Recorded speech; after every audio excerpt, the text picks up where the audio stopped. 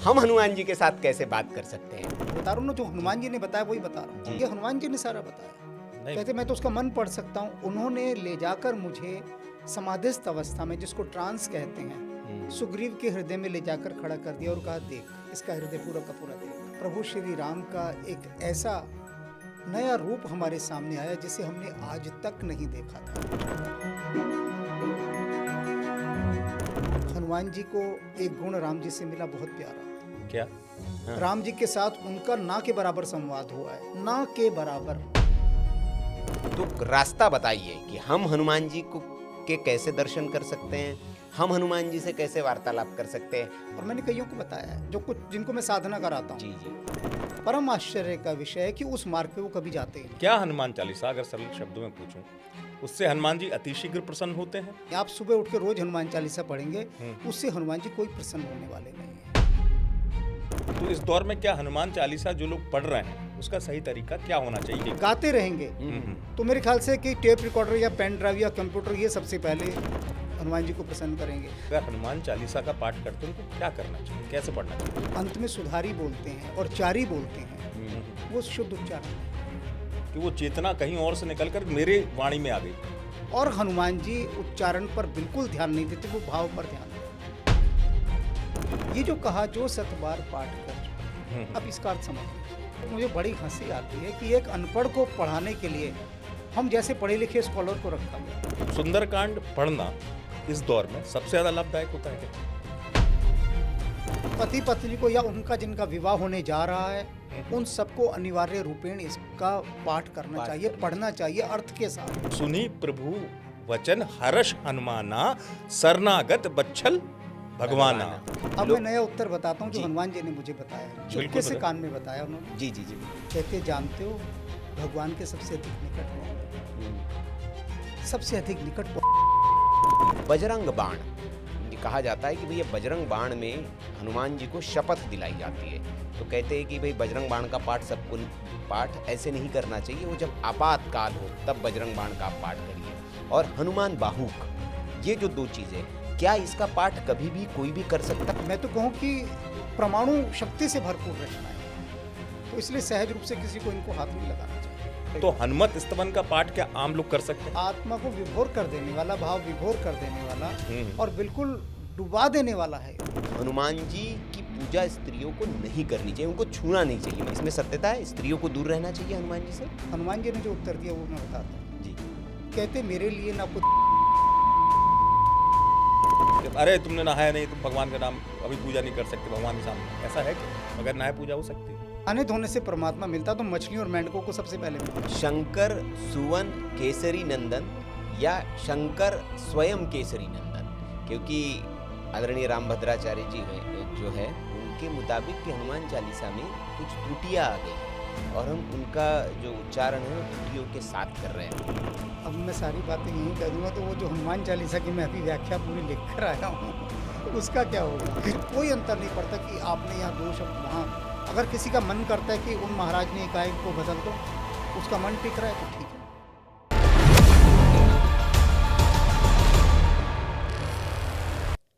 नमस्कार।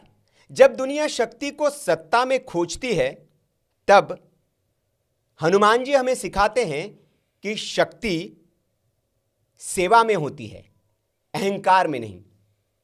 हनुमान जी सिर्फ एक पौराणिक पात्र भर नहीं है, वे चेतना है, अनुशासन है और वे रहस्य हैं जिन्हें समझने के लिए श्रद्धा के साथ साथ विवेक की भी जरूरत होती है।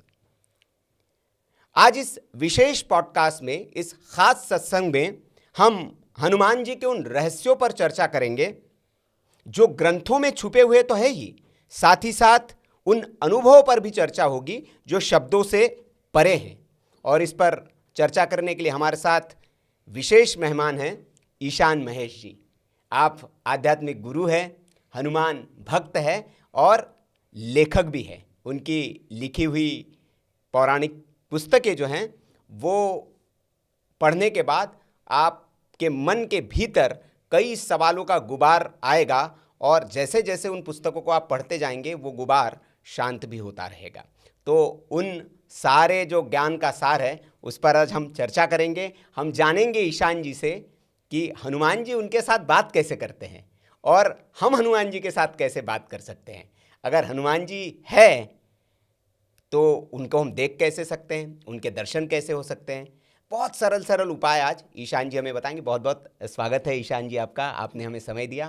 तिवारी जी भी हमारे साथ हैं। बिल्कुल, बहुत बहुत स्वागत है। और एक आध्यात्मिक विभूति हमारे साथ हैं जी और इसी बात की शुरुआत करते हुए सवाल करें सुनील जी कि हनुमान जी के बारे में जो कहा आपने, हनुमान चालीसा में भी लिखा हुआ है, जय जय हनुमान गोसाई कृपा करो गुरुदेव की नाई। यानी हनुमान जी गुरु भी हैं और एक आध्यात्मिक गुरु हमारे साथ भी हैं। जी तो हम समझेंगे कि गुरु की कृपा जो होती है जी। वो हनुमान जी किस स्वरूप में देते हैं, ये भी जानने के लिए बड़ा रोचक है। जी। तो ईशान जी, सबसे पहले जो दर्शक हमारे साथ जुड़े हुए हैं, ईशान जी के बारे में बहुत ज़्यादा बताने की ज़रूरत नहीं है। जैसे मैंने कहा कि हनुमान जी से वो सीधे बातचीत करते हैं और ईशान जी कहते हैं कि जो कुछ वो कर रहे हैं वो हनुमान जी की कृपा से, हनुमान जी के मार्गदर्शन में कर रहे हैं। तो नए जो दर्शक हमारे साथ जुड़ रहे हैं उनके लिए ईशान जी क्या है? हनुमान जी के शिष्य। मैंने शुरू में एक लाइन में। हाँ, इसलिए मैंने कहा एक गुरु हनुमान जी स्वयं हैं, तुलसीदास जी ने भी कहा, और आप कह रहे हैं कि आप उनके शिष्य हैं। तो उनके शिष्य के रूप में ही जी जो भी वे करवा रहे हैं, उन्होंने एक ही काम के लिए चुना जी और वह काम है कि राम के चरित्र को जी उन रहस्यों के साथ उद्घाटित करना जी जो अब तक अनछुए रह गए, अनकहे रह गए। जी तो उन अनकही पर जो है जी वो जो कह रहे हैं हनुमान जी, उसका प्रमाण मैं नहीं हूँ, बल्कि वे भक्त हैं जो इन आध्यात्मिक उपन्यासों का अध्ययन कर रहे हैं। जी उनका कहना है कि हमने जीवन भर राम की भक्ति की, लेकिन जैसे ही हमने वचन आध्यात्मिक उपन्यास का अध्ययन किया तो पहली बार प्रभु श्री राम का एक ऐसा नया रूप हमारे सामने आया जिसे हमने आज तक नहीं देखा था, जी न जाना था। जी तो ऐसा क्यों हुआ? कहते हैं ना, हरि अनंत हरि कथा अनंता। बिल्कुल। तो यही कथा, वही कथा सारी वही है, लेकिन उसके भीतर जो रहस्य निहित थे, छिपे हुए थे आज तक, उनको प्रकट करने के लिए हनुमान जी ने बाँह पकड़ी हमारी और कहा कि ये काम करना होगा। और पिछले लगभग 20 वर्षों से उन्होंने सारे संसार से काट के रखा और ये काम करवा रहे हैं एकांत साधना के रूप में, बिल्कुल अज्ञातवास के रूप में। और इसी क्रम के अंतर्गत उन्होंने हिमालय के अनेक महायोगियों के साथ रखा, साधु सन्यासियों के साथ रखा। और ये जो सारा का सारा, अभी मैं जो भी कुछ कह रहा हूँ वो मेरे शब्द हैं। हनुमान जी ने कहा जो भी कुछ तुमने पाया है, जो भी कुछ, उन सभी को इन आध्यात्मिक उपन्यासों में समाहित कर दो, क्योंकि जो भी वास्तव में प्यासा है वो जल की सुगंध पाकर उसे खोज लेगा। जल की भी सुगंध होती है, बिल्कुल सही। सारे पशु पक्षी जल को सुगंध से पहचानते हैं। तो वो जो इसके भीतर, रेगिस्तान के भीतर वो जो सरोवर है, वो जो सरस्वती राम कथा की बह रही है, उसके माध्यम से हनुमान जी ने वर्तमान युग के उद्धार की बात कही है। बिल्कुल सही बात। जैसे भी आरंभ में आपने कहा जी कि शक्ति पाने के लिए लोग कितने व्याकुल रहते हैं, वो सत्ता में शक्ति खोजते हैं। तो इस चीज़ का निवारण हनुमान जी ने सबसे पहले सुग्रीव के भीतर से किया। रामबाण जो आध्यात्मिक उपन्यास है जिसमें हनुमान जी का प्रवेश होता है, ये शायद 8वां खंड है। उस 8वें खंड में हनुमान जी का प्रवेश होता है। वो पहली बार प्रभु श्री राम से मिलते हैं इस आध्यात्मिक उपन्यास में।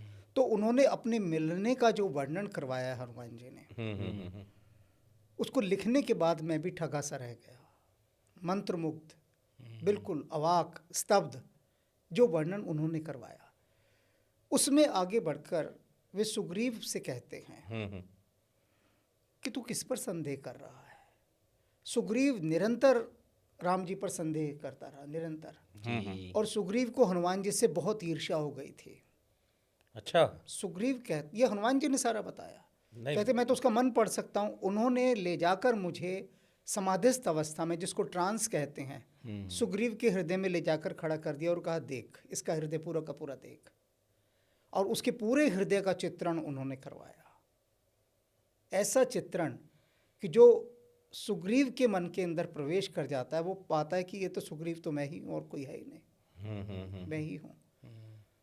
और जिस समय सुग्रीव वापस किष्किंधा लौट जाता है राजा बनकर, हाँ। तब वो सत्ता के अंदर शक्ति खोजता है। और हनुमान जी जिस तरह से उसे वहाँ पर धिक्कारते हैं, जिस तरह से, वो बहुत ही मतलब अत्यंत मार्मिक है।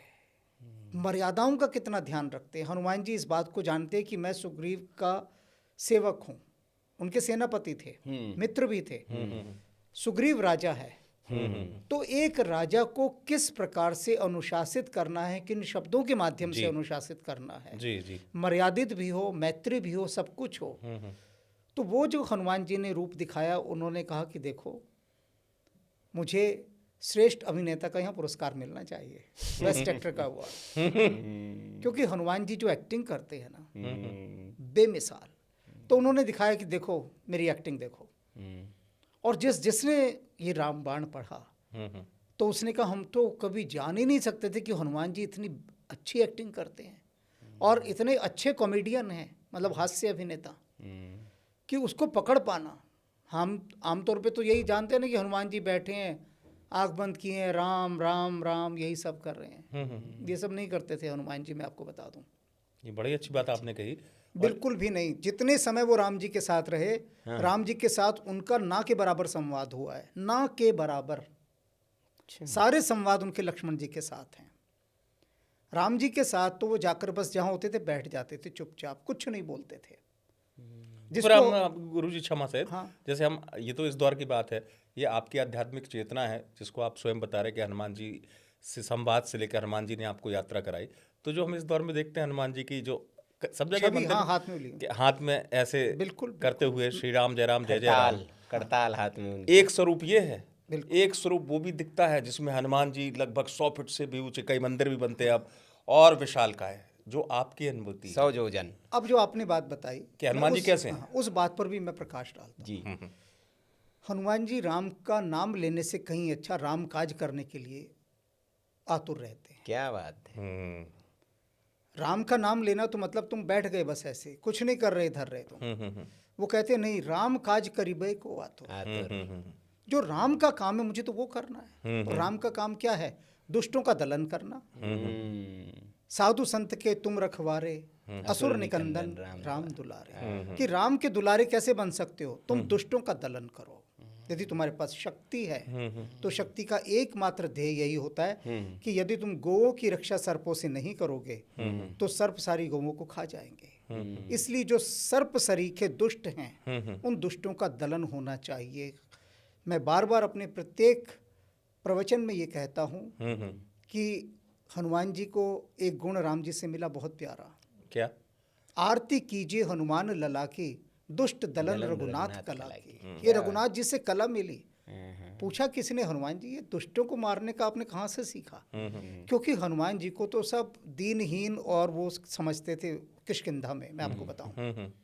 सारा उसमें वाली बहुत अपमान करता था हनुमान जी का। वो कहता था कि तू कैसा वानर है यार, ना कहीं स्त्री की ओर देखता, ना तू मदिरा पीता, ना तू किसी के साथ मार पिटाई करता, हर समय शास्त्रों में ही घुसा रहता है, कभी शस्त्रों का भी अभ्यास किया कर। तो फिर वाली एक दिन आकाश की ओर मुंह करके, मदिरा पी हुई थी, खूब गालियां दे रहा था।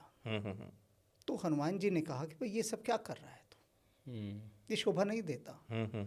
तो बोला जो वीर पुरुष होते हैं ना वही चुनौतियां देते हैं, तुझमें अगर वीरता है तो आ मेरे से लड़।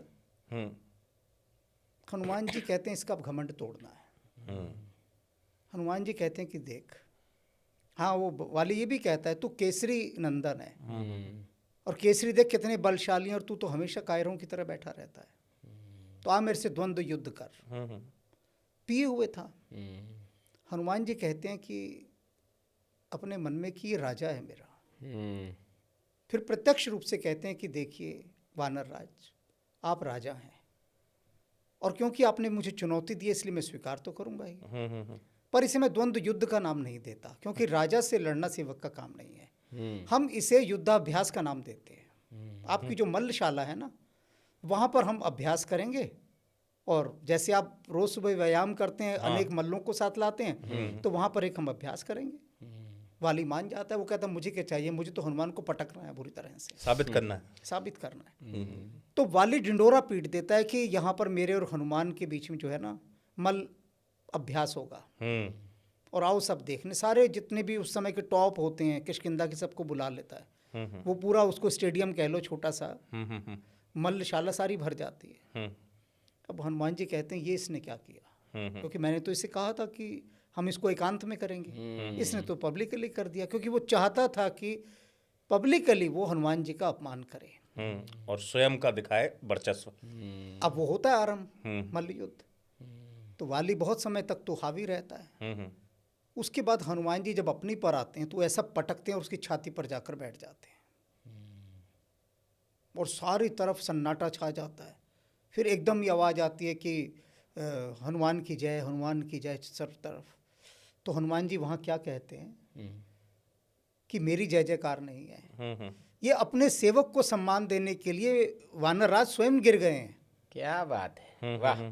ये तो उन्होंने अपने सेवक को मान देना था।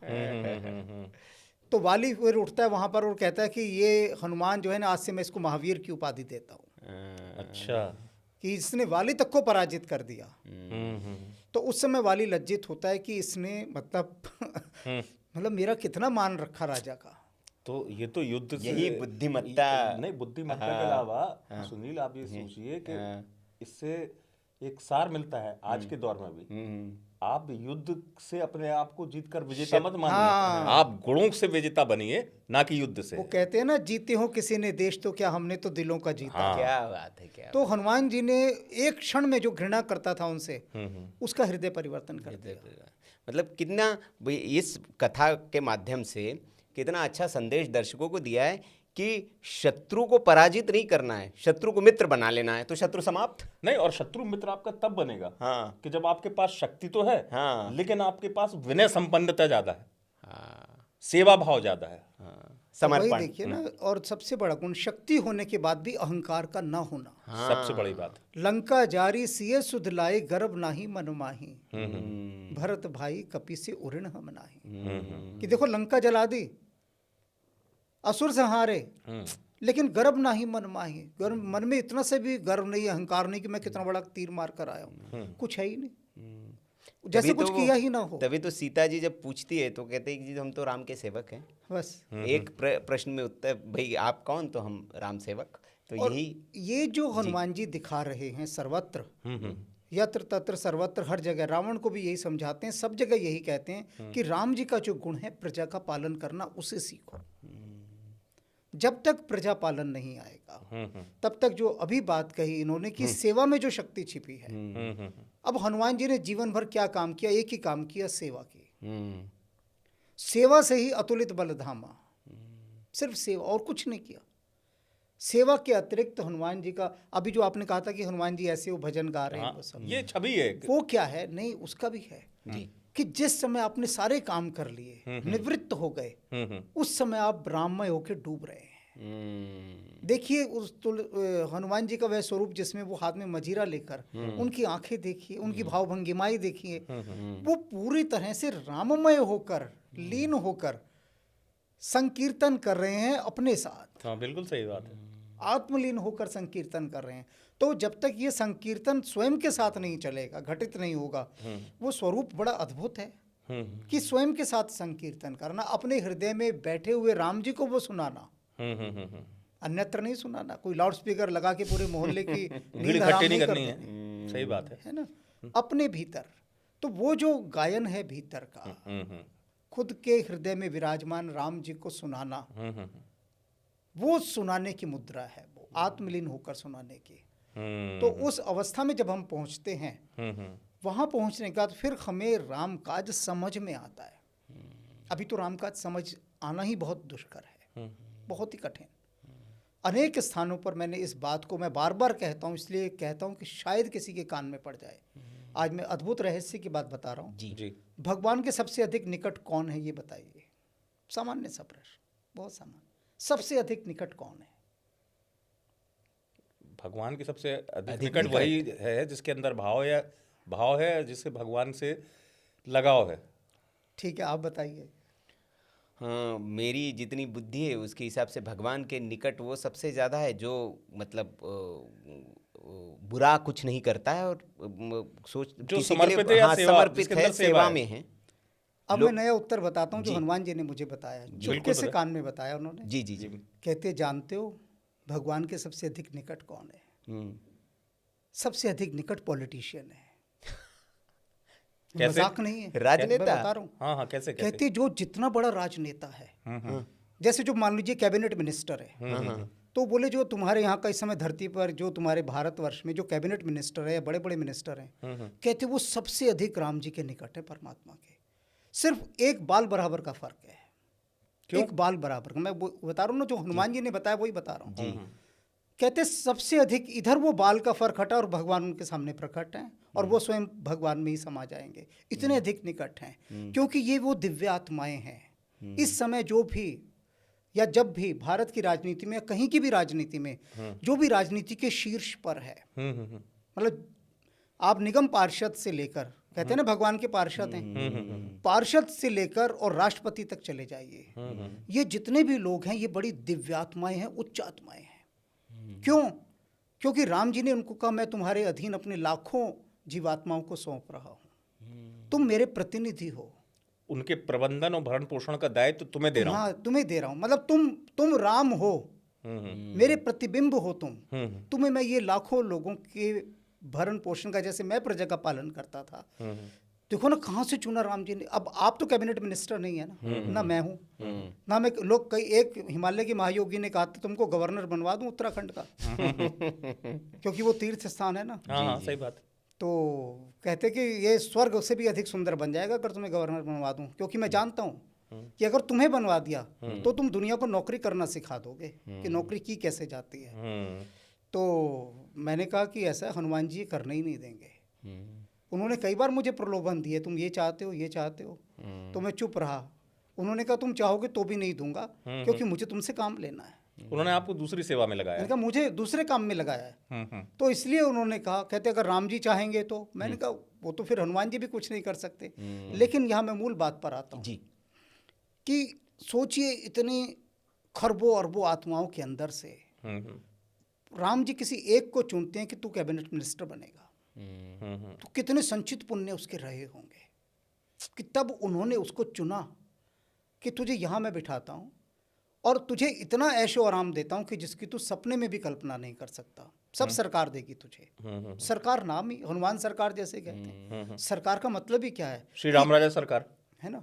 सरकार का मतलब ये कि सरकार के शरण में अगर आप चले गए तो फिर आपको कोई चिंता नहीं, ना आपको रोटी की चिंता, ना चिकित्सा की चिंता, ना किसी का बिल देना, आपको कुछ नहीं करना। एक काम करना है, प्रजा की सेवा करनी। और यहाँ पर माया अपना खेल खेलना शुरू करती है। कैसे? जैसे सांप सीढ़ी का खेल होता है ना, हाँ, तो 99 पहुंच जाता है, वहां सांप काटता है। हाँ, ऊंचाई जितनी मिलेगी। तो कहते हैं इतनी ऊंचाई देने के बाद राम जी के पास एक कुत्ता फरियाद लेकर आया आपने। वो कहता है जी मेरे को न्याय चाहिए। तो राम जी बोले बोल क्या न्याय चाहिए? बोले जी जो सामने आदमी बैठा है ना, इसने मेरे पत्थर फेंक कर मारा और मैं चुपचाप बैठा था, कुछ भी तो नहीं कह रहा था और मेरा सिर लहूलुहान हो गया। तो राम जी ने उससे पूछा भाई तूने पत्थर मारा? बोला जी हाँ मारा मैंने। तो हनुमान जी बोले फिर तेरे को दंड दिया जाएगा। तो उस कुत्ते से कहा बता इसको क्या सजा दूं मैं, जो तू कहे। ऐसी था साधु, भीख मांगा करता था वहीं पर कोई। तो बैठा होगा, उसने पत्थर मारा, उसने सोचा शायद ये मेरा खाना खा लेगा। तो कुत्ता कहता कि राम जी आप इसको ना इस नगर का मठाधीश बना दीजिए, महंत।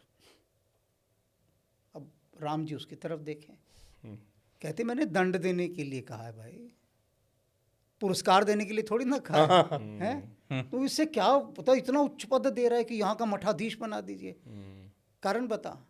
तो बोला प्रभु कारण आप सब जानते, फिर भी आप मेरे मुख से ही सुनना चाहते हैं। कहते पिछले जन्म में मैं भी महंत था, इतना अहंकार से भरा था, जो मेरे दायित्व सौंपे गए थे सेवा कार्य करने के इत्यादि मैंने कुछ नहीं किया। धन का दुरुपयोग किया, जो आता था अपने लिए इकट्ठा कर लिया। कहता आज कुत्ते की योनि में पड़ा हूँ। तो कुछ नहीं, इस जैसा अहंकारी आदमी अगर इतने उच्च पद पर पहुंचेगा तो अभी तो कुछ नहीं है, तब इसका इतना अहंकार है, तो तब तो ये अपने लिए कितने बड़े नरक का सृजन कर लेगा। तो मैं चाहता हूं आप इसको महंत बना दीजिए। अब माया क्या खेल खेलती है कि राजनेताओं को कहती है सब कुछ दे दिया, अब जो उसके यत्र तत्र लोग घिरे होते हैं वो उन्हें ऐसा बरगला देते हैं, ऐसा बरगला देते हैं कि उन्हें लगता है कि वे ही सब कुछ हैं। तो जिस दायित्व के लिए उनको वो पद दिया गया, जिस दायित्व के लिए, उसे वो विस्मृत कर देते हैं। माया, माया का खेल है ये। नहीं, बिल्कुल आपकी बात से सहमत क्योंकि हूं। उनके पास मेरे जैसे लोग नहीं हैं। नहीं, सही बात है, क्योंकि अब क्या हुआ है, राज सत्ता से राजगुरु की भूमिका समाप्त हो गई। ये बड़ी बात है, सही बात है। प्रभु श्री राम अगर कुछ गलत करते हैं उनको कौन अनुशासित करेगा? वशिष्ठ जी, वशिष्ठ जी थे, है ना। अब वशिष्ठ की भूमिकाएं समाप्त हो गई, अगस्त्य हैं, विश्वामित्र हैं, तो राम को कौन अनुशासित करेगा? सवाल ये है। तो ये सब जो राम हैं, मैं इनको राम ही कहता हूँ, प्रभु श्री राम। जब मैं किसी पॉलिटिशियंस को देखता हूँ मेरा हाथ जुड़ जाते हैं श्रद्धा से, नतमस्तक हो जाता हूँ। मैं ये नहीं देखता कि वो कितना लोग उसके विषय में क्या क्या कहते हैं, आचरण क्या है उसका, आचरण क्या, मैं वो देखता ही नहीं। मैं तो कहता हूँ हे प्रभु, आपने कैसी दिव्यात्मा को चुन के शरीर दिया, उसे ये पद दिया, धन्य है ये व्यक्ति, अपार धन्य है ये व्यक्ति। तो मेरे तो वो उस ओर ध्यान ही नहीं जाता, वो उसका कर्म है वो जो कर रहा है। लेकिन क्या है कि जब से राजगुरु खो गए हैं, और अब तो मैं देखता हूँ साधु सन्यासियों को भी वो राजनेताओं के हाथ जोड़ते हैं जाकर। एक उपन्यास है कृष्ण एक रहस्य, उसमें भगवान कृष्ण एक आश्रम में जाते हैं, कोई नमस्ते भी नहीं करता उनकी तरफ देखकर। अच्छा, आश्रम में गुरु के पास जाते हैं, बैठ जाते हैं। कृष्ण ने ऐसी व्यवस्था बनाई थी कि अगर मैं किसी आश्रम में भी जा रहा हूँ, कृष्ण के द्वारा स्थापित आश्रम है, लेकिन मुझे किसी विशेष व्यक्ति का स्थान ना दिया जाए। जैसे सामान्य सब घूम रहे हैं, मैं भी घूम रहा हूँ। गुरु के पास जाते हैं, बैठते हैं, बातचीत करते हैं, आ जाते हैं, बिल्कुल सामान्य, कोई विशेष उनके साथ वो नहीं। क्यों? क्योंकि कृष्ण कहते हैं मेरा ही अहंकार नहीं रहना चाहिए। तभी तो उन्होंने वो कार्य चुना कि चरण पखारने का जी। साधुओं के। मूल बात है कि जब हम अपने अहंकार पर दृष्टि रखते हैं और उसे निरंतर खदेड़ते रहते हैं, तब हमारे कुछ जुदार झरोखे खुलते हैं, तब प्रकाश की कुछ किरण आती है। लेकिन ये अपने किए नहीं हो सकता। निज बुद्धि बल मोहि भरोसा नहीं। तुलसीदास जी यही तो कहते हैं बारंबार, कहते हैं हनुमान जी आप ही थांबो मुझे जी, निज बुद्धि बल मोहि भरोसा नहीं।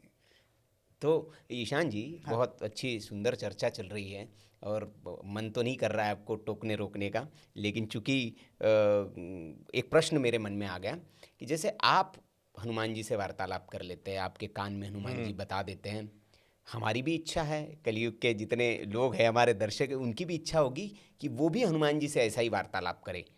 तो रास्ता बताइए कि हम हनुमान जी को के कैसे दर्शन कर सकते हैं, हम हनुमान जी से कैसे वार्तालाप कर सकते हैं, हमें हनुमान जी कैसे निर्देशित कर सकते हैं, हमारे दर्शकों को हनुमान जी कैसे निर्देशित कर सकते, क्या रास्ता है वो?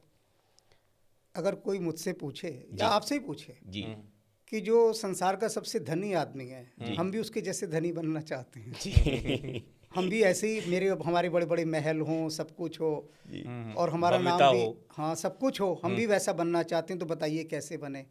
तो वो सब कुछ बनवाना, जी एक तो भीतर की इच्छा शक्ति, और जिसको कहते हैं ना कि मूकम करोति वाचालम पंगुम लंगई गिरिवर्धन, कि बिना भगवत कृपा के कुछ नहीं हो सकता। जब उनकी कृपा होगी, उनकी इच्छा होगी।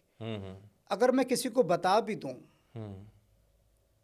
कि यहाँ पर इस मार्ग से हनुमान जी मिलेंगे, और मैंने कईयों को बताया है जो कुछ जिनको मैं साधना कराता हूँ, जी जी, परम आश्चर्य का विषय है कि उस मार्ग पे वो कभी जाते ही नहीं। शॉर्टकट नहीं, शॉर्टकट नहीं, जाते ही नहीं वहाँ। अच्छा। क्योंकि माया ही मोड़ देती है। सच बात है, ये भौतिक युग है। माया ही ऐसा भरमा देती है, तत्काल भरमा देती है। जब तक हम रिसीवर नहीं बनेंगे तब तक हमें किसी भी दिव्य दर्शन की उपलब्धि नहीं हो सकती। रिसीवर बनना पड़ता है, और रिसीवर बनना का अर्थ है कि भीतर के जितने भी मनोविकार हैं उनका विगलन हो जाए। जितने भी मनोविकार, पहले तो काम वहाँ करना होता है। वो सबसे बाद की स्थिति है कि हनुमान जी से बात हो जाए। हनुमान जी से बात तब तक नहीं हो सकती जब तक वो खुद नहीं चाहेंगे। अब मैं कहूँ जरा ढूंढो हनुमान जी को, कहाँ है, लग जाओ ढूंढने में, ढूंढ ही नहीं सकते। कैसे ढूंढिएगा? क्योंकि जब मैं पहली बार जब मैं हिमालय पर मुझे यायावर सन्यासी मिला तो मैंने उससे कोई बात नहीं की, उसका वर्णन एक वीडियो में कैसे हो हनुमान के दर्शन, उसमें मैंने कई रहस्यों को उद्घाटित किया है। जी जी जी। तो उन्होंने कहा कि अच्छा हनुमान जी की इच्छा है दर्शन करने की तुम्हारी, लगता है। मैंने कोई उत्तर नहीं दिया हाँ या ना में। तो उन्होंने कहा सुन बावले, हनुमान जी को कहाँ खोजेगा तू, उनका कोई पता नहीं, कोई ठिकाना नहीं, कुछ नहीं, भटकता रहेगा जन्मों जन्मों तक, तू नहीं खोज सकेगा। तो कुछ ऐसा उपाय कर कि वो तुझे खोज लें, क्योंकि उनको पता है तू कहाँ है, उनको तेरी लोकेशन पता है। हाँ ठीक है ठीक है। पाछे पाछे हरी फिरे कहत कबीर कबीर। कहते दो तेरे पास ऑप्शन है, प्लान ए और प्लान बी। प्लान ए है कि तू भाग और ढूंढ हनुमान जी को, भाग ढूंढता रहे, ये प्लान ए है। मंदिर जाता रहे। प्लान बी है कि तू बैठ जा, हनुमान जी तेरे को ढूंढे, कुछ ऐसा कर। तो कौन सा प्लान अच्छा है? मैंने कहा प्लान बी बहुत अच्छा है, तो मुझे कहीं जाना ही नहीं। और उसके बाद हनुमान जी से मेरा एक अनुबंध हुआ, करार हुआ, एक एग्रीमेंट, एक समझौता। और ये बड़े गजब का समझौता है। उन्होंने मुझसे कहा कि तुझे मेरा काम करना है ये। मैंने कहा कर दूंगा। आपने जब पकड़ा तो मैं मना कैसे कर सकता हूँ? चुना ना उन्होंने, एक तैयारी के साथ। देखिए नासा चुनता है अंतरिक्ष में जाने के लिए, किसी एक को ही तो चुनता है जी, उसका जो पात्र होगा। तो उन्होंने चुना। मैंने कहा लेकिन मेरी भी एक छोटी सी शर्त है। बोले क्या? मैंने कहा आप मुझे कह रहे हैं कि तू कहीं कहीं नहीं जाएगा, किसी से नहीं मिलेगा, सारे समाज से अपना संपर्क काट देगा, सिर्फ मुझ में लीन होकर जो मैं दिखाऊंगा वही करेगा। तो मैंने कहा मेरा भी एक काम है कि जो गृहस्थ आश्रम मेरा है उसके सारे कर्तव्यों का निर्वाह आप करेंगे, मेरी सारी आवश्यकताओं की पूर्ति आप करेंगे। उन्होंने 20 साल पहले न्यूज़पेपर टेलीविज़न सब बंद करवा दिया था। मेरे घर में कोई टीवी नहीं था, कोई न्यूज़पेपर नहीं, कहते कि कुछ आवश्यकता नहीं इनकी। तो मैंने कहा जो मुझे चाहिए वो मुझे घर बैठे चाहिए, हर चीज़। और ये आपको देखना कब मुझे क्या चाहिए। और आज तक वो उस एग्रीमेंट को निभा रहे हैं। मैंने तोड़ दिया था एक बार बीच में, और उसका उन्होंने मुझे दंड भी दिया उसको तोड़ने का, क्योंकि माया ने मुझे घेर लिया। तो जैसे सुग्रीव भूल गया था राम का काम करने के लिए, मैं भी भूल गया हनुमान जी का। और उस पर वो नाराज हुए। उन्होंने चेतावनी दी 2-3 बार। तो जैसे सुग्रीव कहता था हाँ करेंगे हनुमान जी को, हाँ ढूंढेंगे सीता को, अरे ढूंढ लेंगे भाई, चिंता नहीं, समय है अभी, है समय है। तो मैंने भी वही किया जी। फिर हनुमान जी जो है विकट रूप दिखाया, दंडित किया, और तत्काल रास्ते पर आ गए। और उसके बाद रास्ते पर ही है। तो वो जो कितना बड़ा अनुबंध है मैं बता रहा हूँ। मैं भी उन इच्छाओं को नहीं बता सकता जो मैंने हनुमान जी से कही परीक्षा लेने के लिए। जैसे सुनोगे ना कथाएं, एक साधु कोई बांसुरी दे गया कि जब बजाएगा तो मैं आ जाऊंगा, या जो मांगेगा मिलेगा। तो मैंने कहा हनुमान जी ये चाहिए, तत्क्षण जिसको कहना चाहिए उन्होंने वो उपलब्ध कराया। फिर मैंने एक और मांग ऐसी रखी कि हनुमान जी ये चाहिए, देखने के लिए कि कहीं ये एग्रीमेंट कोई मेरा भ्रम तो नहीं था, कहीं ऐसा ही तो नहीं था यूं ही, कहीं ऐसे तो नहीं हनुमान जी ने मुझे कोई वायदे कर दिए ऐसे चुनाव वाले। मेरा चुनाव किया ना उन्होंने, और चुनाव का वादा कर दिया कि उसके बाद सब दूंगा। तो कई मैंने उसके बाद खुद पर लज्जा आई कि मैंने उनसे वो मांगा जो मिलना मैं स्वयं मानता था कि ये असंभव है। वो मांग लिया, वो मांग कभी नहीं मिल सकता, मैं ये मानता था कि कुछ भी हो जाए नहीं मिल सकता। लेकिन हनुमान जी ने वो ऐसे ला के दिया, दुर्गम काज जगत के जेते, सुगम अनुरय तुम रहते। तो मुझे ये सारी की सारी सार्थक हुई एक एक चीज़। उसके बाद मैंने मांगना छोड़ दिया। मैंने कहा क्या मांग रहा है तू? जो भी तूने मांगा आज तक, जो भी मैंने मांगा था, मेरे संसारी मन ने मांगा था, और शुद्ध सांसारिक चीज़ मांगी थी, शुद्ध विषय वासनाएं मांगी थी मैंने, जो भी मांगा था सब दिया उन्होंने। और दे देकर उन्होंने मुझे आत्मग्लानि से भर दिया कि स्वयं ही अब जान जाओ कि क्या मांग रहे थे। दे देकर आत्मग्लानि से भर दिया, वो स्थिति में ला दिया कि अब उस स्थिति में आ गया कि कुछ नहीं चाहिए। जिनको कछु न चाहिए सो साहन के सा, वो स्टेज में लाने के लिए उन्होंने, अभी कल गीता का मेरा एपिसोड आया, कल जी जी 21वां, जी उसमें मैंने बताया कि जो अर्जुन है उसको मोह अपने बंधु बांधवों को देखकर थोड़ी ना हुआ था, भगवान कृष्ण ने वो सारा सीन क्रिएट करवाया था।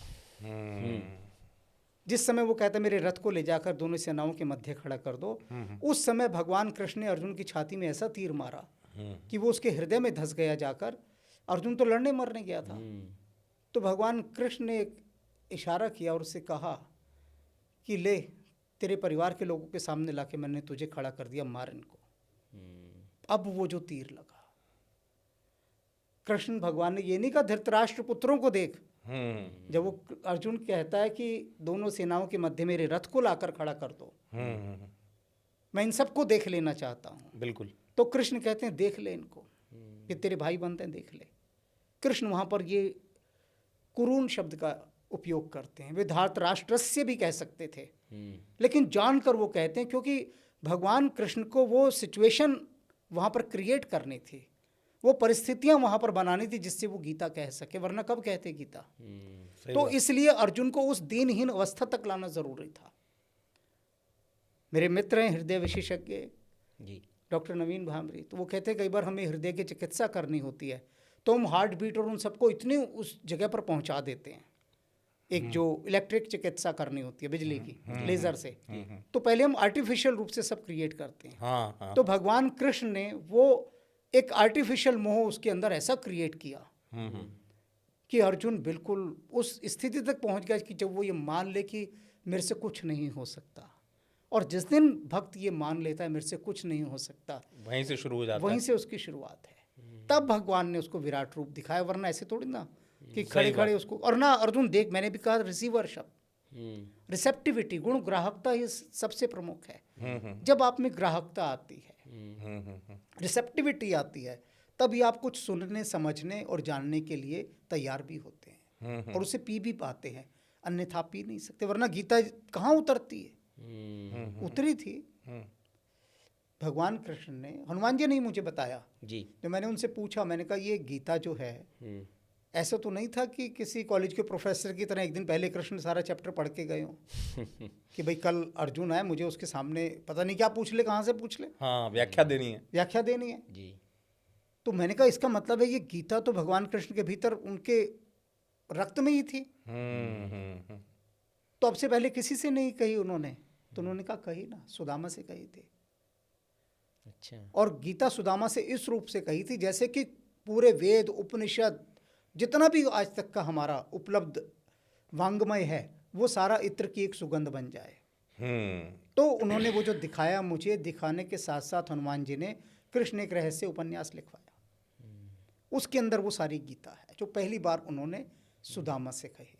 सारी गीता वही है। तो जब तक कृष्ण एक रहस्य कोई नहीं पढ़ेगा, गीता उसके समझ में बिल्कुल भी नहीं आ सकती। वो पढ़ना ज़रूरी है जी। और उस चीज़ को समझना ज़रूरी है, और आप ज़रूर पढ़िएगा, उस विषय में और जानकारी देंगे। लेकिन अब सुनील, मैं आता हूँ उस विषय पे। बिल्कुल। गुरुजी आपसे, क्योंकि मन के सवाल तो आप बड़े अच्छे से जानते हैं, जो मैं दर्शकों को बता दूं, मैं जन के सवाल करूंगा आपसे। इस दौर के जो जन है, ठीक है, मन भी है और जन के सवाल भी। शुरुआत हनुमान चालीसा से। हनुमान चालीसा से हनुमान जी प्रसन्न होते हैं, ये कई लोगों की अनुभूति भी है। आप तो आध्यात्मिक चेतना है जो स्वयं संवाद करते हैं। क्या हनुमान चालीसा, अगर सरल शब्दों में पूछूं, उससे हनुमान जी अतिशीघ्र प्रसन्न होते हैं? और अगर प्रसन्न होते हैं तो इस दौर में क्या हनुमान चालीसा जो लोग पढ़ रहे हैं उसका सही तरीका क्या होना चाहिए, क्योंकि उसको लेके बड़ी भ्रांतियां हैं। बड़ा दैविक संयोग है ये अभी कि अभी जब मैं आया, जो मैं कल से आना नहीं चाह रहा था ना, जी। कि अभी मैंने हनुमान चालीसा की व्याख्या पूरी की है। जी जी। अच्छा। अभी करके ही आपके पास आ रहा हूँ। क्या बताइए, वो मेरे तक संवाद करने वाले स्वयं प्रभु होंगे। मैं कह रहा हूँ ना, बड़ा दैविक संयोग है ये। क्योंकि अनेक भक्तों ने कहा कि आप हनुमान चालीसा की व्याख्या कीजिए। हालांकि पूरी व्याख्या के मेरे 30 एपिसोड हैं जी। हनुमान चालीसा 6 घंटे की व्याख्या की है मेरी। नहीं, हम तो संक्षिप्त में जानना चाहेंगे। अब मैं उसी की बात बता रहा हूँ। और इसमें एक चीज और मैं अपना जोड़ूं, ताकि आप समझ जाएंगे, आप वही व्याख्या करके वही आए हैं। बताएं। इस दौर में ये है गुरुजी, 7 बार हनुमान चालीसा करना चाहिए, 40 दिन तक 7 बार करना चाहिए। क्योंकि देखिए, आपको हनुमान जी ने लगाया है जन कल्याण के लिए, क्योंकि रामकाज भी जन कल्याण से था। तो जो इस दौर के जन है हमारे, उनको हनुमान चालीसा कैसे करना चाहिए सरल? उसी बात पर सबसे पहले तो एक कि क्या उससे हनुमान जी प्रसन्न होते हैं, हाँ, पहला प्रश्न। हाँ है ना। वास्तव में जो हनुमान चालीसा है ना, इसे समझिए ये है क्या। जी इसका हनुमान जी की प्रसन्नता से कोई लेना देना नहीं है, किसी से भी कोण से। ठीक। लेकिन कैसे लेना देना है वो भी मैं स्पष्ट करूंगा। जी। सीधे रूप से नहीं। आप सुबह उठ के रोज हनुमान चालीसा पढ़ेंगे, उससे हनुमान जी कोई प्रसन्न होने वाले नहीं है, कहीं से भी प्रसन्न होने वाले नहीं है, किसी भी तरह से।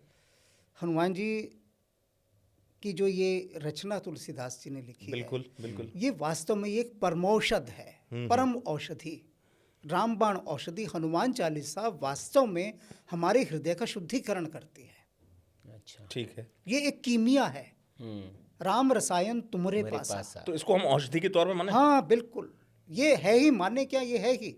हाँ नहीं, इसलिए क्योंकि लोग मतलब उसको इससे जोड़ते हैं ना कि संकट कटे मिटे सब पीरा, जो सुमरे हनुमान बलबीरा, उसी हनुमान चालीसा में। तो ये औषधि तो करती है संकट हरे। हाँ संकट कौन काटता है? औषधि तो काटती है। कि हनुमान चालीसा का जब तक आप उसका गहरा अर्थ नहीं समझेंगे तब तक उसमें यह भी आपको मालूम नहीं पड़ेगा कि ये जो शब्द है, इस शब्द की जो शक्ति है वो आपके भीतर के किस मनोविकार का नाश करने जा रही है। बिल्कुल बिल्कुल। यदि हम इसको एक यांत्रिक रूप में, एक मैकेनिकल रूप में ठीक। गाते रहेंगे तो मेरे ख्याल से कि टेप रिकॉर्डर या पेन ड्राइव या कंप्यूटर ये सबसे पहले हनुमान जी को प्रसन्न करेंगे। यांत्रिक रूप से आप सिर्फ गा रहे हैं, जय जय जय हनुमान गोसाई कृपा करो गुरुदेव की नाही। हाँ, ऐसे ही मतलब पढ़ते कोई हैं लोग। भाव नहीं। ये इतनी सौंदर्य संपन्न रचना है कि इसका गायन करते समय वही हनुमान जी की वही मुद्रा होनी चाहिए जो मैंने कहा था उसमें। हाँ, कि आप हनुमान चालीसा का गायन कर रहे हैं और आपके भीतर हृदय का एक तार नहीं झंझनाया, कहीं से कोई स्पंदन नहीं हुआ, कहीं से अश्रु की एक धारा नहीं बही, कहीं से शरीर में कोई रोमांच नहीं हुआ, तो क्या लाभ? आपने उच्चारित कर दिया और हो गए हनुमान चालीसा। तो ये तो क्या हनुमान जी इतने ना समझ हैं कि वो ये नहीं समझ पाएंगे किस भाव से कर रहा है? वे तो भाव के भूखे हैं। मैं उच्चारण से मैं क्षमा के साथ रुकूंगा, उच्चारण से मुझे याद आया कि उच्चारण में भी त्रुटि करते हैं पढ़ते वक्त। कैसे पढ़ना चाहिए? अगर आपसे मतलब एक विद्यार्थी के तौर पे जन कल्याण के निमित्त अगर मैं पूछूं, अगर इस दौर में सब व्यस्त भी हैं, सबकी अपनी जीवन शैली, अगर हनुमान चालीसा का पाठ करते हैं उनको क्या करना चाहिए, कैसे पढ़ना चाहिए उच्चारण के जैसे संदर्भ? होता है ना कि श्री गुरु चरण सरोज रज, लोग गाते हैं निज मनु मुकुरी सुधारी, है ना। वो जो अंत में सुधारी बोलते हैं और चारी बोलते हैं वो शुद्ध उच्चारण नहीं है। क्या बोलना चाहिए? गुरुवाणी के अंदर जब भी ह्रस्व उ और ह्रस्व ई की मात्रा आती है अंतिम शब्द में, उसका लोप हो जाता है। श्री गुरु चरण सरोज रज निज मन मुकुर सुधार, बरनऊ रघुबर बिमल जस जो दायक फलचार। दायकु नहीं, वो जो जितनी भी संतों की वाणियां, जितने भी दोहे हैं, जितनी भी चौपाइयां हैं, उनमें जब अंत में अंतिम शब्द में छोटी ई की मात्रा या जिसको छोटे ऊ की मात्रा कहते हैं, उस शब्द में जैसे दायक है, दायकु नहीं है, दायकु नहीं पढ़ा जाएगा, बिल्कुल सही। दायक। दायक फल चार होगा, चार होगा, चार ही नहीं होगा। क्या बात है। हाँ देखिए आज कितना बड़ा रहस्य जो है। नहीं, वो दैविक सही हो गया भैया। हाँ हाँ हाँ इसलिए क्योंकि देखिए मेरे मन में भी ऐसा नहीं था जी लेकिन स्वयं गुरु जी ने कहा जी। कि वो चेतना कहीं और से निकलकर मेरे वाणी में आ गई। तो ये, और दूसरी बात फिर मैंने जी। इस भाव के बारे में भी जो भक्तों का प्रश्न आया था जी जी। कि जिसका उच्चारण ठीक नहीं है उसके बारे में, फिर तो मैंने कहा देखो स्थानीय प्रभाव होता है। अब भारत एक अनेक राज्य हैं भारत के, सबकी अलग अलग भाषा है जिसको मुख सुख कहते हैं, हाँ, है ना। उच्चारण भी अलग हो जाता उच्चारण भी अलग हो जाता है जी। तो आप किसी भी उच्चारण में कहीं, आप एक दक्षिण भारत का कोई व्यक्ति पढ़ रहा है, कोई पूर्व से पढ़ रहा है, पश्चिम से पढ़ रहा है, दक्षिण से पढ़ रहा है, किसी भी दिशा से, तो उसका स्थानीय प्रभाव आएगा ही बोलने में, अशुद्ध होगा ही। वो अशुद्ध होना उसकी एक स्वाभाविक विवशता है।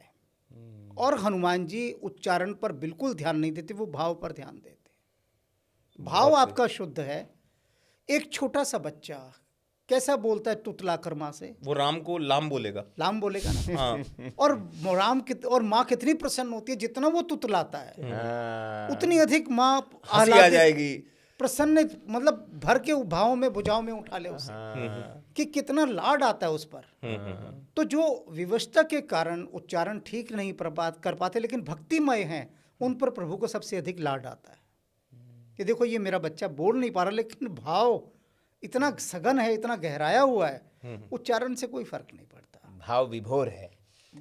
अगर आप जबरदस्ती जानबूझकर उसका दोषपूर्ण उच्चारण कर रहे हैं, दोषपूर्ण, तो उसमें यह होता है कि आपको उसका लाभ नहीं मिलेगा।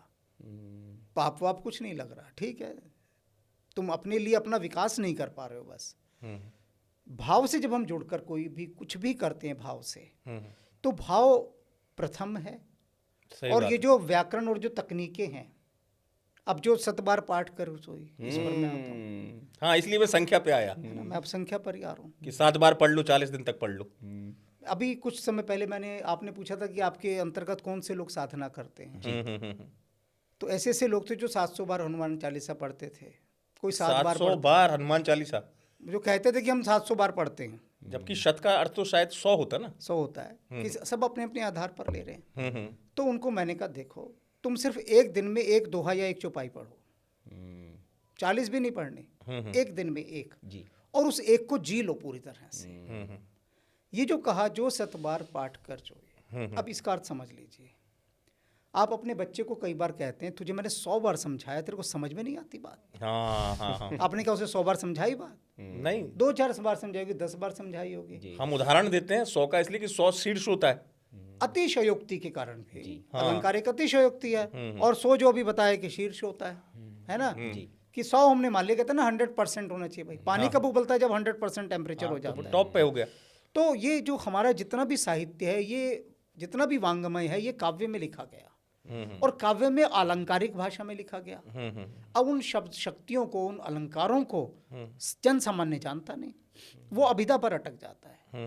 अभिधा माने सामान्य अर्थ पर, उसका जो विशेष अर्थ है, गूढ़ार्थ है, उसको वो जानता नहीं। जो 7 बार पाठ कर कोई, वो कहते हैं जिसमें तो 100 बार कहा गया है। 7 का मतलब 100 होता है, वो डिक्शनरी में भी देख लेता है, सब जगह 100 मिलता है। हाँ, लेकिन अभी जो मैंने कहा ये मुहावरे का प्रयोग है कि 100 बार, यानी कि जो जितना अधिक उसमें लीन होता है, रमता है। समझ गया। इसीलिए तो इन दिव्य रचनाओं के लिए गुरु की आवश्यकता होती है। इसलिए कॉलेज में हमारे जो कबीर साहित्य पढ़ाते थे प्रोफेसर तिवारी थे, बहुत अच्छा पढ़ाते थे कबीर। कई बार हंसते थे, अपना माथा ठोकते थे। अच्छा। और कहते थे देखो मुझे बड़ी हंसी आती है कि एक अनपढ़ को पढ़ाने के लिए हम जैसे पढ़े लिखे स्कॉलर को रखा गया। एक अनपढ़ को पढ़ाना है, कबीर के लिए कहते थे, और उस अनपढ़ को पढ़ाने के लिए जब तक हम डीलेट नहीं होंगे, डॉक्टरेट की उपाधि नहीं पाएंगे, तब तक हम उस अनपढ़ को नहीं पढ़ा सकते। तो मैंने एक दिन वैसे ही कह दिया, मैंने कहा गुरुदेव, इस अनपढ़ के कारण ही न जाने कितने लाखों लोगों का पेट भर रहा है, परिवार चल रहा है। तो कहते अरे हाँ बिल्कुल तुम सही कह रहे हो, बिल्कुल। कहते मेरे कहने का अभिप्राय वो नहीं था, मैं ये कहना चाह रहा हूँ कि कबीर साहब जो कह गए हैं उसे हम डॉक्टरेट किए हुए भी नहीं समझ पा रहे हैं। हमें भी समझ में नहीं आ रहा। हम भी कहते तुम लोगों को ऐसी पढ़ा के निकल जाते हैं, सच पूछो तो हमारे भी पल्ले नहीं पड़ता। कितनी उच्च चेतना है कबीर साहब। तो कबीर साहब की वाणी को जन सामान्य कैसे समझेगा? जब तक कबीर साहब ही किसी को अनुमति नहीं देंगे कि भैया तू इसे समझा दे, मैं तुझे अनुमति देता हूँ। और ये मेरे कहने का भाव था, ये समझा। तभी तो कहा गया बिन गुरु ज्ञान कहाँ से पाऊं। तो ये जो अद्भुत रचनाएं हैं, इनको जब तक कोई रहस्यदर्शी गुरु नहीं समझाएगा, तब तक इनका वास्तविक अर्थ भी समझ में नहीं आएगा। और यही माया का खेल है। माया चाहती है कि केवल चुने हुए लोग ही। नहीं, वो तो खैर, वो तो कृपा का विषय है। कृपा का विषय, वो आप पर भी हुई या जिन पर भी कृपा होगी तो वो गुरु तक पहुंचाते, क्योंकि बगैर कृपा के गुरु तक पहुंचना संभव नहीं है। लेकिन चूंकि मैं अब चर्चा को आगे आगे ऐसे जो जन कल्याण से जुड़ी हुई है, आपके कहने का अभिप्राय इस संदर्भ में हनुमान चालीसा के अगर भाव से एक बार भी पढ़ लिया जाए काफी है।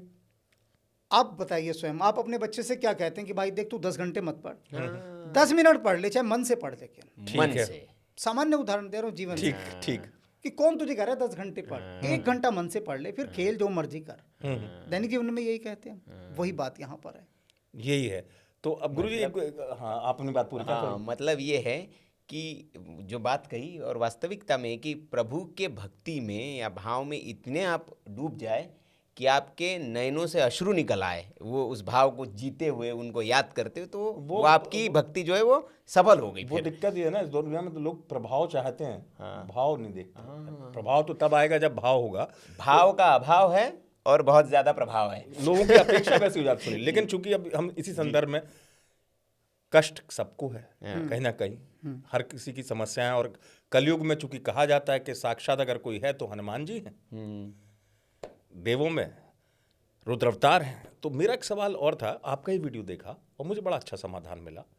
कभी तुलना तो नहीं करना चाहिए मैं कहूँ, लेकिन सावधान जरूर रहना चाहिए कि सुंदरकांड, बजरंग बाण, हनुमान चालीसा, तो जितना मैंने आपको सुना था कहीं, उसको आप थोड़ा स्पष्ट कर दीजिएगा और दर्शकों को लाभ भी होगा उससे। सुंदरकांड पढ़ना इस दौर में सबसे ज़्यादा लाभदायक होता है क्या हनुमान जी की प्रसन्नता के लिए, क्योंकि आपका संवाद होता है? सबसे पहले तो हमें अपने पास से ना इस शब्द को हटा देना चाहिए कि इससे लाभ होता है, क्योंकि सारी बाधा यही शब्द। लाभ मैं उस संदर्भ में नहीं कह रहा हूँ, मैं समझ रहा हूँ। लाभ मेरा है कि अगर मान लो आध्यात्मिक चेतना आ गई तो भौतिकता तो अलग विषय है। सुंदरकांड इसलिए देखिए, मैं समझ रहा हूँ, आपका सारा भाव समझ गया।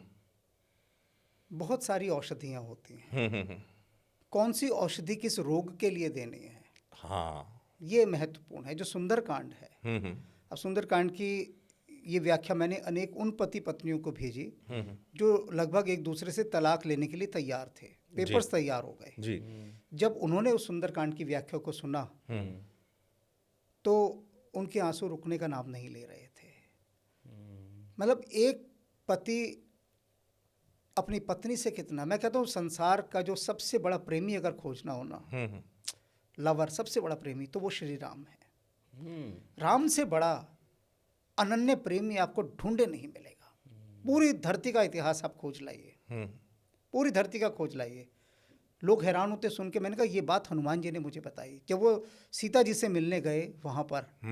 तब आके उन्होंने मुझसे कहा कि जानते हो ईशान, जो सबसे बड़ा प्रेमी है इस संसार में अपनी पत्नी का, वो राम से अधिक कोई है ही नहीं। तो मैंने कहा जी कैसे?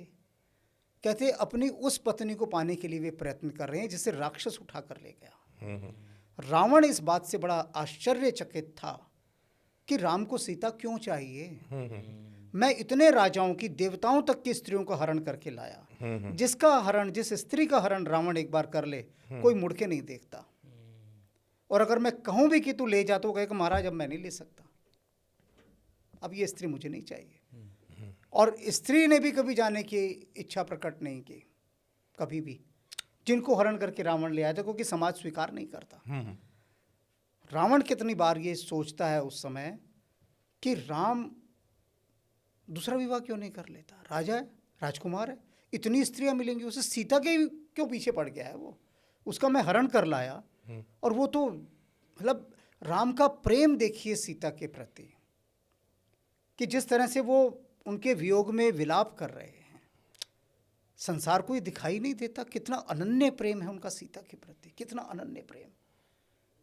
तो जब अशोक वाटिका में सीता जी कहती हैं कि मेरे ये दुख सारे बताना कि मैं राम के लिए कितना यहाँ पर व्याकुलता से हूँ, कि मैं राम को कितना स्मरण करती हूँ, तो हनुमान कहते हैं कि माते, अगर मैं आपको राम का दुख बताऊंगा ना तो आपको अपना दुख बहुत छोटा लगेगा, कि आपसे कहीं अधिक राम आपको प्रेम करते हैं। मैंने राम को निकटता से देखा है, निकट बैठ के देखा है, अनुभव किया है कि किस प्रकार वो आपको याद करके अश्रु बहा रहे हैं। उन पर्वतों की उन ऊंचाइयों पर मैं देखता हूँ वो घंटों बैठे नदी को देखते रहते हैं, एक टक, और प्रतीक्षा करते हैं कि कब सुग्रीव आएगा, कब इस काम को हम आगे बढ़ाएंगे। और निरंतर मैं अनुभव करता हूँ वो आपको ही स्मरण कर करके अश्रुपात करते हैं। तो वो जो पति पत्नी का प्रेम है, राम क्या दिखा रहे हैं कि इस छोटे से जीवन में हजारों रोग शोक बीमारियां तुमको परमात्मा ने दी है, तुमको एक दाम्पत्य जीवन दिया इतना सुंदर, उसमें भी तुम सुख से नहीं रह सकते। किस कारण से? अहंकार के कारण से, और कोई कारण नहीं। इस अहंकार के चलते तुम पति पत्नी के साथ इतना द्वेष रखते हो, आपस में एक दूसरे के साथ। और उधर देखो प्रभु श्री राम को, जब से सीता का हरण हुआ तब से सीता के अतिरिक्त कुछ दिखाई ही नहीं दे रहा। कितने अथक प्रयास किए, मैंने तो सब देखे हैं साक्षात, कितने अथक प्रयास। तो उन प्रयासों को देखा जाए, उन भावों को देखा जाए, तो यही रहेगा कि अपनी पत्नी के प्रति बड़े सम्मान के साथ उसका पूजन करना चाहिए, और पत्नी का भी अपने पति का। क्योंकि जब ये भाव आएगा, जब तक गृहस्थी के अंदर एक भक्ति भाव का तादात्म्य नहीं स्थापित होगा, तुम पति पत्नी तो एक दूसरे के साथ सुख से रह नहीं पाते, एक दूसरे का सम्मान नहीं कर पाते, तुम परमात्मा की बातें करते हो। अपने परिवार में तो तुम प्रेम और सौहार्द पैदा नहीं कर पा रहे, तुम परमात्मा की बात करते हो। पहले इन छोटी छोटी सी तलैयाओं को, इन छोटे छोटे से तालाबों को, इनको तो तैर के पार कर लो, और तुम महासागर को पार करना चाहते हो। वो असंभव है, वो असंभव है। नहीं, चूंकि सुंदरकांड का ही चल रहा था, सुंदरकांड का बिल्कुल यही आपने अच्छा उदाहरण दिया कि सुंदरकांड हमें क्या एक सीख दे रहा है, क्योंकि कलेश है, हाँ। लोग उसी के लिए कहते हैं कि भैया संकट के लिए सुंदरकांड पढ़ लीजिए, लेकिन हमने चूंकि एक वास्तव में सुंदरकांड अगर औषधि है तो ये प्रत्येक पति पत्नी को, या उनका जिनका विवाह होने जा रहा है, उन सबको अनिवार्य रूपेण इसका पाठ करना चाहिए, पढ़ना चाहिए, अर्थ के साथ समझना चाहिए। सुंदरकांड से तब ये पता लगेगा कि वास्तव में वियोग होता क्या है, तब ये पता लगेगा, और उस वियोग का निवारण क्या है, रिश्तों की महत्ता क्या है। रिश्तों की, बिल्कुल सही शब्द दिया है, रिश्तों की महत्ता बिल्कुल सही शब्द, कि क्या होते हैं, उनकी महत्ता क्या है। चूंकि सुंदरकांड का हम जिक्र कर रहे हैं, तो गुरुजी, मैंने एक सिद्ध संत हैं, उनके मुख से सुना, आप उसको बहुत सरल शब्दों में बता सकते हैं। संकट की औषधि मान लेता हूं मैं, इसमें कोई लाभ का शब्द नहीं कह रहा हूं। तो उन्होंने कहा, जब मैंने उनको सुना, कि अगर पूरा सुंदरकांड भी ना पढ़े ना, जो लोग कहते हैं पूरा सुंदरकांड, बोले केवल विभीषण शरणागति पढ़ने से आपको बहुत कुछ औषधि आपके जीवन में आएगी। ये क्या सच है? क्योंकि उसमें से मैंने जब विभीषण शरणागति को पढ़ा, आप तो सर्वज्ञाता है, नहीं। उसमें एक अच्छा शब्द था, सुनी प्रभु वचन हर्ष हनुमाना, शरणागत बच्छल भगवाना। बिल्कुल है ना, हनुमान जी प्रसन्नता है इसमें, संकेत है हनुमान जी। फिर उसी विभीषण शरणागति में लिखा है, जा पर प्रभु तुम कृपा अनुकूला, ताहि ना व्याप त्रिभिद भव सूला। यानी जो इस दौर की चीजें हैं, परेशानी, किसी भी प्रकार की संकट, तो ये कहते सच है क्या विभीषण? बिल्कुल सच है, बिल्कुल सच, प्रसन्नता होती है उससे। बिल्कुल। देखिए, जिस समय रावण ने तिरस्कृत करके, अपमानित करके विभीषण और लात मारी की, तो निकल यहाँ से। हाँ, उसकी दोहे की शुरुआत ही वहीं से होती है। अब यहाँ रहस्य देखिए जो हनुमान जी ने बताया। रावण ये जानता था कि जिसे मैं लात मार दूं, उसे संसार में भगवान शिव भी आश्रय नहीं दे सकते। हाँ, शिव में भी इतना साहस नहीं कि रावण ने जिसको लात मार दी, मेरे परम भक्त, इतना अहंकार देखिए कि अगर ये शिव के पास भी चला गया ना, वहां से भी वो कहेंगे भैया जा, रावण ने लात मारी है ना, अब मैंने। अब शत्रु मुहाने पर खड़ा है, राम कौन है? शत्रु रावण के, और शत्रु का भाई आता है शिविर में। सारे कह देते हैं, सभी, अंगद भी, सुग्रीव भी, जामवंत भी, बिल्कुल सही कहा कि ये राक्षस है। उस पर संदेह हो रहा है हमको। आप राक्षस को अपने शिविर में प्रवेश दे रहे हैं, और ऐसे संवेदनशील समय में, जबकि युद्ध मुहाने पर खड़ा है। और ये निश्चित रूप से रावण की कोई माया है, कोई षड्यंत्र है। रावण ने जानबूझकर अपने भाई को यहाँ भेजा है कि जिससे आपके पास ही आए और आप इसको शरण दे दें, और उसके बाद ही अपना खेल शुरू करें, जासूसी करेंगे, जैसे वातापी करता था। बिल्कुल सही कहा आपने, संदेह बहुत था उसमें। तो सब, पूरी सभा बैठी है, सब विरोध में है। ठीक। तो राम हनुमान से पूछते हैं, बताओ क्या किया जाए। हाँ, तो हनुमान कहते हैं, प्रभु आपका बहाना है कि जो आपके शरण में आ गया। हाँ, शरणागत। राम सबके प्रस्तावों को खारिज करते हुए एक सिरे से कहते हैं, हनुमान ने जो कहा, और कहते सुनो लक्ष्मण, अभी जाओ और अभी इसका राज्याभिषेक करो, बहुत बढ़िया, तत्काल इसको लंका का राजा बनाओ। अब यहाँ पर रावण के पास जब मंदोदरी कहती है उससे, वहाँ कहती है, राम ने अगर विभीषण का राज्याभिषेक किया है तो इससे आप समझ जाइए कि विभीषण लंका का राजा बनेगा ही बनेगा, क्योंकि राम का कोई वचन आज तक मिथ्या नहीं गया। बहुत बड़ी सही बात। राम ने सुग्रीव को राजा बनाया, उस वाली को मारकर राजा बनाया जो आपका परम मित्र था, आपके समान बलवान था। आपको अब भी दिखाई नहीं दे रहा कि जो भी आज तक प्रमाण है वो कहती है कि कहीं एक प्रमाण ऐसा बता दो कि राम ने जो कहा और वो ना हुआ हो। तो इसका मतलब क्या है कि अगर विभीषण लंका का राजा बनेगा, आपके रहते तो नहीं बन सकता, आप तो बनने नहीं देंगे। तो इसका अर्थ क्या है कि राम आपको आके आपका वध करेंगे। सीधी बात। वो समझाती है कि जिस समय वाली गया था, तारा उसकी पत्नी उससे कहती है कि सुन, वो राम नहीं है, तू भ्रम में मत पड़, मुखालते में मत आ, वो साक्षात यमराज आया है। तू सोच के चल रहा है कि राम आया, नहीं, वो यमराज है, तू मत जा वहां, नहीं तो यमराज तुझे अपने साथ ही लेकर जाएगा। मंदोदरी कह रही है, कहती है सारे प्रमाण आपके सामने हैं और उसके बाद भी आप उनसे वैर साध रहे हैं, क्योंकि निश्चित रूपेण आपको मारा जाएगा और तब विभीषण वहां।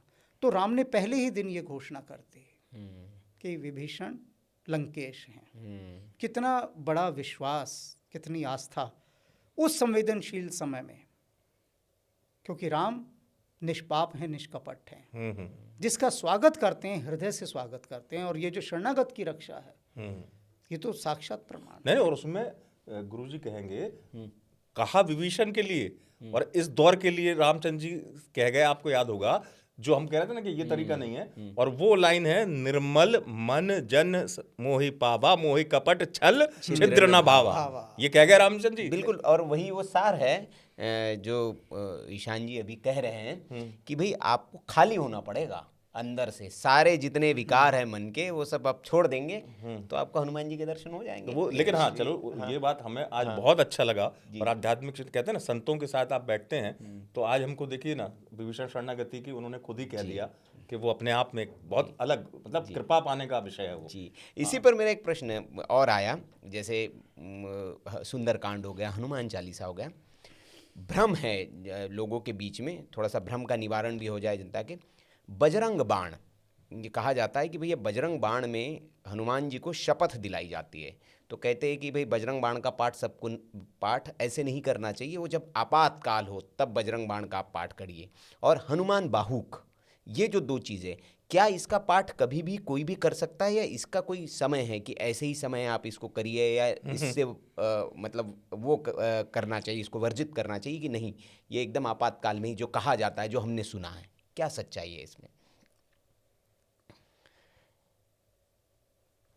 जिस तल पर तुलसीदास जी हैं जी, वो हनुमान जी को शपथ दे सकते हैं।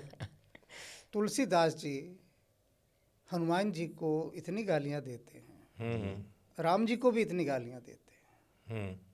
विनय पत्रिका सुनिए आप, और उसके बाद बड़े पछताते हैं। तो हनुमान और राम को कोसने का साहस कौन कर सकता है? वही कर सकता है जो बिल्कुल लाडला हो गया हो। एक राजा की गोद में एक बच्चा बैठा था, उसकी दाढ़ी से खेल रहा था, तो सारे देख के हैरान। तो एक सभासद कहता है कि महाराज, संसार में किसी का साहस नहीं कि आपकी दाढ़ी से कोई खेल सके, लेकिन देखो ये आपका बच्चा, आपका पोता ऐसे खेल रहा है, आपकी दाढ़ी खींच भी रहा है, आपको कष्ट भी हो रहा है, फिर बाल भी पकड़ रहा है, बाल भी पकड़ रहा है, सब कुछ कर रहा है।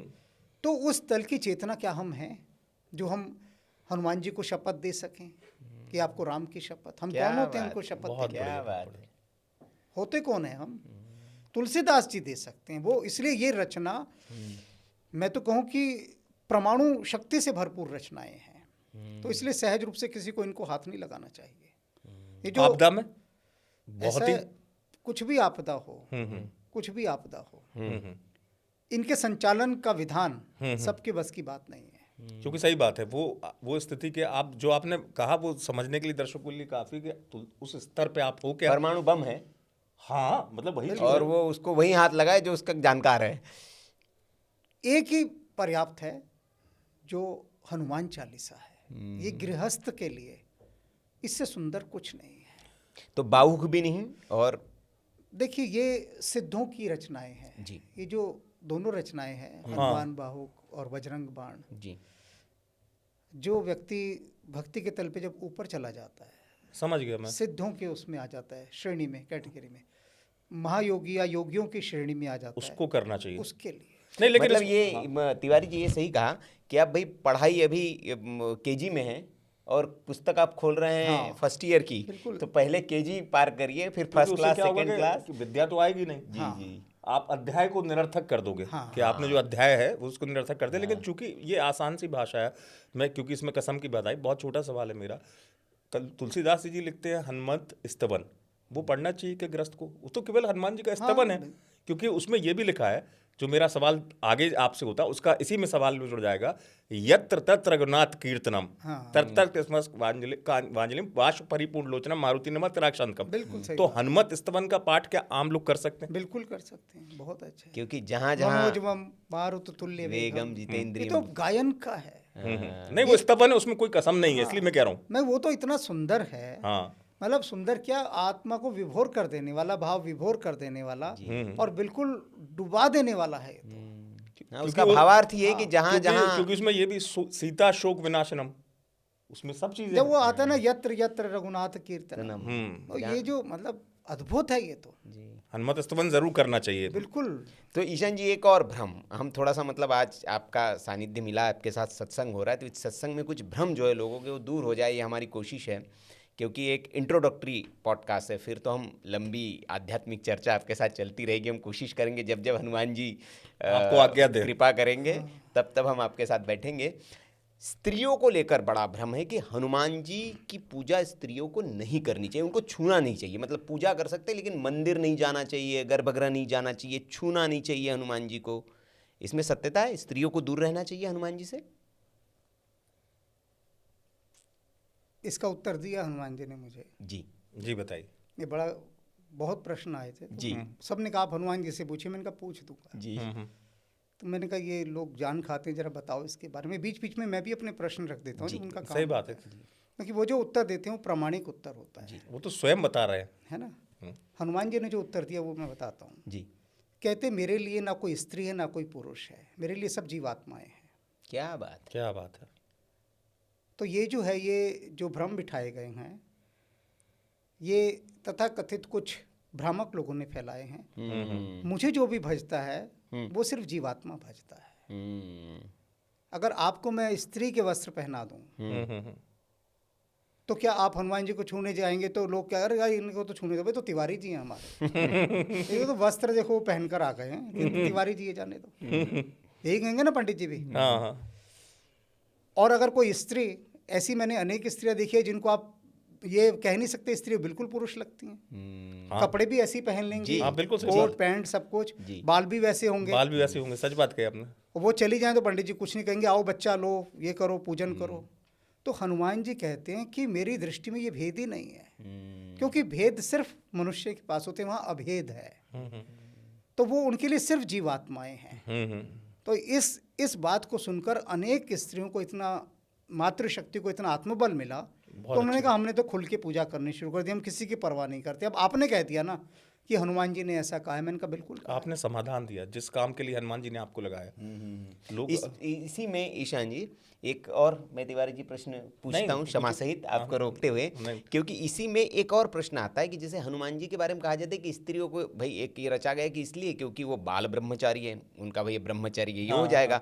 लेकिन उसमें एक हमने सुना है कि हनुमान जी बाल ब्रह्मचारी थे लेकिन विवाहित भी थे। कहीं कहीं वर्णन मिलता है कि 3 विवाह उनके हुए। एक तो सूर्यपुत्री के साथ सुवर्चला जो थी, उनके साथ वर्णन मिलता है कि उनके साथ विवाह हुआ था, और क्योंकि सिद्धि देने के लिए जो मिलता है, क्या ये सत्यता है इसमें? इस तरह के प्रश्न जब लोग मुझसे करते हैं ना, जी जी, तो मैं कहता हूँ भाई तुम अपना विवाह संभालो ना। उनकी चिंता काय कर रहे हैं? क्या लेना देना हनुमान जी ने विवाह किया नहीं किया, कौन उनकी संतान है, तुम अपना घर संभालो ना, उधर तो तुम्हारा ध्यान नहीं है जी। इसको अनर्गल प्रश्न कहते हैं जी, कि जिन प्रश्नों से कोई उपलब्धि नहीं होनी जी, कोई प्राप्ति नहीं होनी जिन प्रश्नों से, सिवाय ये बौद्धिक विलास है, बुद्धि की खुजलाहट है। तो इन अनावश्यक प्रश्नों पर ना तो मैं साधकों को जाने देता और ना ही इनके उत्तर देता हूँ जी। ठीक है, क्योंकि अनावश्यक का उत्तर देना, उत्तर भी अनावश्यक आएगा। नहीं, बिल्कुल सही बात है। नहीं, बिल्कुल सही है। और बेसिकली ये प्रश्न हमने क्योंकि इसलिए वाकई पूछा, मैं ईशान जी से इसलिए पूछा था क्योंकि इस पे बहुत चर्चा होती है और लोग चर्चा करते हैं कि नहीं भाई बाल ब्रह्मचारी थे तो उनका विवाह भी है, वो वर्णन मिलता है, तो इस तरह की फिर कई तरह चर्चाएं, से सारी चर्चाएं व्यर्थ की बातों पर ही होती है। जी जी जी क्योंकि चर्चा में खर्चा नहीं होता। जी पूछिए, आप कुछ मेरा पूछ रहे सवाल यही था, जी, छोटे छोटे से हैं जी। और बड़े सरल शब्दों में है। जो जिज्ञासा का विषय होता है, हाँ। आप आध्यात्मिक चेतना है, बगैर न्याय पूजा की जा सकती है क्या गुरुजी? मतलब ये आम जन के सवाल है, क्योंकि ये भी भ्रम फैलाया गया ना, यह सच है कि अरे तुमने नहाया नहीं, तुम भगवान का नाम अभी पूजा नहीं कर सकते भगवान के सामने। ऐसा है क्या? बगैर नहाए पूजा हो सकती है? जे नहाते धोते रब मिलता, ते मिलता मछियां डडुआ नो। आहा, क्या बात है। अगर नहाने धोने से परमात्मा मिलता तो मछलियों और मेंढकों को सबसे पहले मिल जाता। वो तो है ही, नहाए हुए हैं ऑलरेडी। नहाई हुए क्या बात हैं, सदा ही उसमें है। क्या बात है। नहाना किसको है? चेतना को नहाना है, चैतन्य को नहाना है। उसी के स्नान की बात से हमारा ये वीडियो शुरू हुआ था, पॉडकास्ट। जी जी। कि मूल स्नान को कराना भीतर की चेतना को। ये बाहरी जो स्नान है, ये जो अनुशासन हमारे यहाँ दिया गया, ये वास्तव में वैज्ञानिक अनुशासन था जो ऋषि मुनियों ने दिया। कि वैसे तो आदमी नहाएगा धोए ना करें बिल्कुल, तो उसको एक अनुशासन दे दिया जाए कि देख बिना नहाए तुझे पूजा नहीं करनी है। हाँ, तो उस अनुशासन का लाभ बहुत हुआ। बिल्कुल सही कहा आपने। ये जो अनुशासन दिया, इससे शरीर की स्वच्छता आई, शरीर निरोग रहने लगा। वरना तो आदमी स्नान ही ना करे निश्चिंत रहे कि भाई कोई ज़रूरत नहीं है।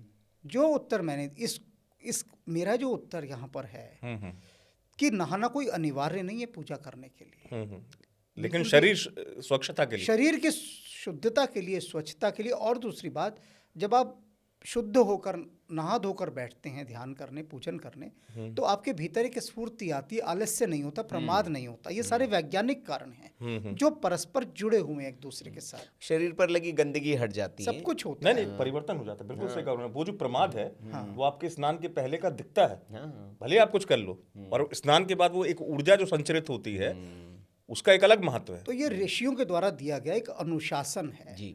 लेकिन हमारे यहाँ बहुत बड़ी बात कही गई है, आपद धर्म। उसमें कहा गया कि अगर आपका शरीर स्वस्थ नहीं है और आपका व्रत है कि बिना नहाए पूजा नहीं करनी, तो आपका वो व्रत उस दिन नहीं चलेगा। आपको उस दिन वहाँ लिबर्टी दी जाती है, छूट दी जाती है। बिल्कुल, कि आप अगर शरीर को कष्ट है, कोई असुविधा है, तो आप स्नान नहीं करेंगे। सही बात और फिर भी आप पूजन कर सकते हैं। सही बात है, क्योंकि वो विवशता है। आपद धर्म हमारे यहाँ बहुत बड़ा शब्द है। भगवान को इससे नाराज नहीं होते कि नहीं नहाया तो परेशान। आपद धर्म के अंतर्गत सभी नियम जो है ना, वो मान्य नहीं होते, वो एक तरफ रख दिए शिथिल हो जाते हैं। उन पर पूरी की पूरी कोई भी वहाँ पर अनुशासन नहीं होता, कुछ नहीं होता, सब हटा दिए जाते हैं। तो ये कुछ गहरी बातें हैं जिनको यदि हम समझेंगे तो अपने जीवन को संतुलित करके चल सकते हैं। बिल्कुल सही बात। संतुलन बहुत आवश्यक है। तो ईशान जी, शंकर सुवन केसरी नंदन या शंकर स्वयं केसरी नंदन, क्योंकि आदरणीय रामभद्राचार्य जी जो है उनके मुताबिक कि हनुमान चालीसा में कुछ त्रुटियां आ गई हैं और हम उनका जो उच्चारण है वो त्रुटियों के साथ कर रहे हैं। जैसे सदा रहो रघुपति के दासा, वो कहे नहीं सादर हो रघुपति के दासा। तो ये क्या मतलब है? ऐसा ये त्रुटियां हैं उसमें, ये हनुमान चालीसा में, और ये सही उच्चारण है? अब मैं सारी बातें यहीं कह दूंगा तो वो जो हनुमान चालीसा की मैं अभी व्याख्या पूरी लिख कर आया हूँ उसका क्या होगा? नहीं, वो भी देखेंगे नहीं, क्योंकि यहाँ इतना तो आपकी 6 घंटे की व्याख्या, और मुझे लगता है कि हम तो संक्षेप में जानना चाह रहे हैं। अब ये जितनी भी बातें अभी आपने कही जी, इस पर मैं यहाँ एक बात कहना चाहूँगा कि जो भी अन्य संत कह रहे हैं इसमें ये त्रुटि है, इसमें वो त्रुटि, बिल्कुल बिल्कुल, इसको ऐसे ठीक करो, चलो मान लो आपने वो ठीक कर लिया जी, उस करके गा भी लिया वैसे करके, ठीक है। उसके बाद भीतर आपका वो जो भीतर आपका तत्व था, मूल तत्व, वो तो वही रहेगा ना। मूल बात भीतर की चेतना के बदलने की, जो मैं कहता हूँ, शब्दों के थोड़ा सा इधर उधर कर देने से कोई आपके भीतर वो रूपांतरण घटित नहीं हो जाएगा। रूपांतरण घटित कब होता है? जब आत्मा अनुशासन आता है। ये जो छोटी छोटी चीजें हैं ना, क्या है, मन और बुद्धि इन पे अटक जाती है। अगर आपको मैं पैसेंजर ट्रेन में बिठा दूं, तो आप एक गंतव्य पर 12 घंटे में पहुंचेंगे, हम्म, और वही अगर एक्सप्रेस ट्रेन में बिठा दूं तो वो आप शायद 4 घंटे में पूरा कर बिल्कुल दें। सही बात है। तो ये जो छोटे छोटे से बाधा दौड़ इसको हम कहते हैं, होता है ना, जहाँ बाधा होती है, बहुत सारे ब्रेकर है, हाँ हाँ हाँ हाँ, तो इन चीज़ों पर अटकना बाधा दौड़ बन जाती है। हाँ हाँ हाँ। ये बाधा दौड़ के लिए हैं। आपका जो मन भा रहा है अब वह उच्चारण कीजिए। इससे कोई अंतर नहीं पड़ता कि आपने यहाँ 2 शब्द वहाँ, अगर किसी का मन करता है कि उन महाराज ने कहा इनको बदल दो, उसका मन टिक रहा है तो ठीक है, कर वो लो, भी करो। कर लो। क्योंकि उससे कुछ बदल नहीं जा रहा वहाँ, कोई अर्थ का अनर्थ नहीं हो रहा वहाँ पर, अर्थ वही रह रहा है। फिर भी बात आएगी घूम फिर के कि भाव है कि नहीं, भाव है कि नहीं, मूल बात ये जो है। बात आई थी पहले, लाम भी कह रहा है बच्चा और राम भी प्रसन्नता कह भी, रहा है, राम कुछ भी भी कह कह रहा है। भाव क्या है आपके, ये महत्वपूर्ण है जी। कुछ कह रहे हैं आप। कि मतलब आप वही कि पुकार तो आप उसे ही रहे हैं ना, हम्म। तो आपने उसको उस दूसरे नाम से पुकार दिया, वैसे करके पुकार दिया, थोड़ा दूसरे ढंग से उसको कर दिया, नाम तो वही लिखा ना, स्टाइल थोड़ा सा बदल दिया। जी तो कोई बात नहीं, स्टाइल बदलने पर हमें कोई आपत्ति नहीं, हम तो कह रहे हैं जिसको जो भाए। सही बात है। जब सप्तऋषि जाते हैं पार्वती के पास, ओ कहते हैं कि भाई तुम शिव को भूल जाओ, और जितनी निंदा कर सकते थे करते हैं। जब वो अपर्णा हो गई थी, यानी पत्ते भी खाने छोड़ दिए थे, तो बहुत समझाते हैं कि वो कोई भगवान जो जिसको तुम पाने के लिए इतनी तपस्या कर रही हो, शैलपुत्री, वो कि भाई मुझे तो भगवान शिव से ही विवाह करना है। तो भगवान शिव ने भेजा कि जाओ और उसका मन डिगाओ, मेरे बारे में जितना कह सकते हो कहो। और कहने के लिए किसे भेजा? सप्तऋषि को। तो वो जाकर भगवान शिव की जितनी निंदा कर सकते हैं कि उनका रूप देखा है, हैं, तुम कितनी परम सुंदरी, इतने अच्छे से अच्छे देवी देवता मिल जाएंगे, तुम शिव को ही चयन कर रही हो, भूत पिशाच उनके साथ चलते हैं, बैलों की सवारी करता है। तो कहती हैं वे उनसे कि भगवान आप पर बड़ी कृपा होगी यदि आप लौट जाएं, आप जाइए, मेरे पिता के पास उनसे मिलने आए हैं। उनसे पहले वो वहाँ चले जाते हैं जी। तो वो कहती है कि इस संसार में जिसको जो भा रहा है ना, उसका मन वहीं पर टिका हुआ है। ये उस समय उनका वाक्य है। कहती मुझे शिव भा रहे हैं, मेरा मन शिव पर टिका हुआ है। तो इसीलिए जिसको जो उच्चारण भा रहा है, बिल्कुल ठीक, वो उस उच्चारण को, अरे बस अपने भाव को टिकाए रखे, भाव को ना डिगने दे। ठीक। भाव अगर डिग गया, वो वहाँ से खिसक गया, पॉइंट नहीं हटना चाहिए। उस पॉइंट पर अगर वो टिका हुआ है उस भाव के, तो सारी बात है। तो चाहे वो ना भी पाठ करे, कुछ भी ना करे, अबोला रहे, चुप रहे, मौन रहे, तो भी घटना घट जाएगी।